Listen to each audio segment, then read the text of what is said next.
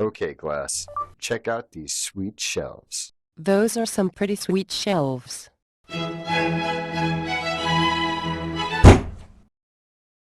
Alright, so Google Glass's Explorer program is clearly wrapping up because they're letting ordinary jerks like me wear them now. Don't get me wrong, it's still more expensive than any computer I've ever owned, and most normal people aren't going to spend that kind of money on something that's still in beta and has only 8 useful apps. But I didn't buy Google Glass because the commercials convinced me that it was going to change my life. I knew it was going to need a lot of work before it was truly a disruptive technology, and I knew that I wasn't getting Jarvis or the computer from the Starship Enterprise. But I bought it anyways. For me, this is a souvenir of a Google Kickstarter for something that Google Glass is only a figurehead for, something that I really wanted to support. In 1958, mathematician and grandfather of computer science John von Neumann suggested that technological development was going to continue to accelerate to a certain point, beyond which we would be totally incapable of conceiving what human life would be like, a sort of 88 miles per hour of technological history.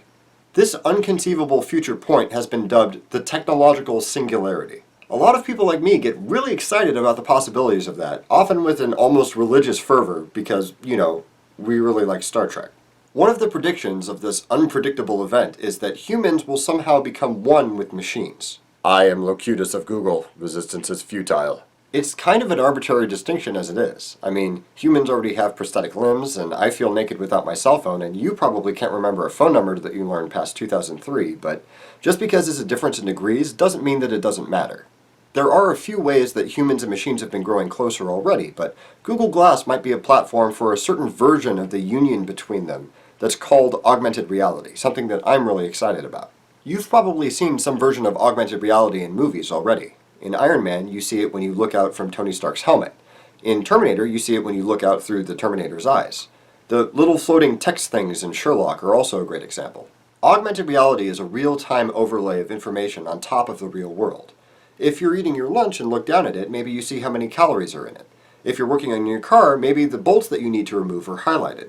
The reason that I'm excited about augmented reality is that it would make the distinction between the information that you can remember and the information that you can access obsolete.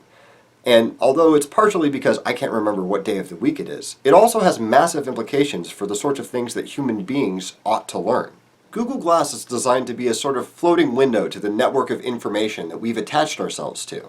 And it does a lot of stuff that's very close to augmented reality as it is.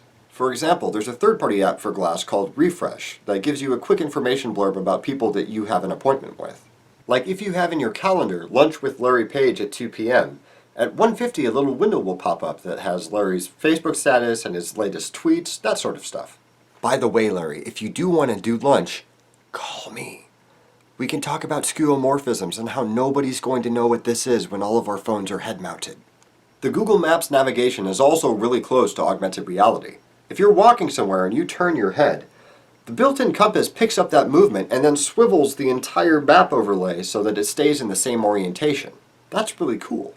Now, there's no reason that you couldn't do these things on the smartphone instead, but they do make a lot more sense on this thing, especially in the context of augmented reality. And the physical shape that technology takes, whether it's a keyboard, a trackpoint mouse, or a touchscreen, really defines how the software that's written for that technology evolves. Like playing Angry Birds on a keyboard is technically possible, but you'd have to find some very bored programmers and give them a lot of beer in order to make that happen, and people would still prefer to play it on their touchscreens.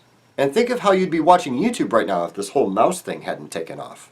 The bottom line is that right now, Google Glass isn't much more than a smart Bluetooth headset with a heads-up display and a camera. It doesn't do anything that you can't do with a smartphone already, and the battery life isn't great, and sometimes the user interface can be a little bit awkward. But the physical shape of this technology might be just what we need to make augmented reality, reality.